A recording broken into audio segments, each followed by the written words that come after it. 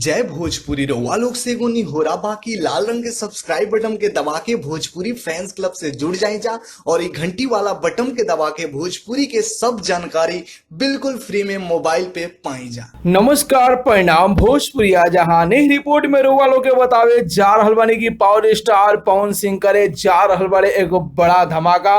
जोन गाना के नाम बा मुझे घंटा फर्क नहीं पड़ता। जोन गाना के ऑफिशियल पोस्टर आप लोग देख रहल बन जा कि पावर स्टार पवन सिंह के एगो नया लुक आप लोग के दिखाई दे रहल बा और देख रहल बन जा कि पवन सिंह जो कि एटीट्यूड में बारे और मुंह में सिगरेट फूक रहल बारे। जी हाँ भैया, और गाना के नाम भी बा मुझे घंटा फर्क नहीं पड़ते। जोन गाना के लाग लिखले बड़े अजय बच्चन, जोन गाना में म्यूजिक दिले बड़े छोटू रावत। और आप लोग देख रहे बन कि इतना शानदार कार बा और कार के प्लेट पर लिखल गइल बा कमिंग सून। और आप लोग के बता दी भैया कि पोस्टर जो कि खुद पावर स्टार पवन सिंह जी जो कि सोशल मीडिया पर शेयर कैले बड़े और जानकारी दिले बड़े कि बहुत जल्द आप लोग के बीच में ई गाना RVF एंटरटेनमेंट यूट्यूब चैनल पर आप लोग के सुने के मिली। तो भैया आप लोग की गाना के पोस्टर कैसा लागल अपन राय जरूर ही कमेंट बॉक्स में बताई जा। और के पावर स्टार पवन सिंह के नया गाना के इंतजार कर रहा बा अपन राय जरूर ही कमेंट बॉक्स में बता सकता जा।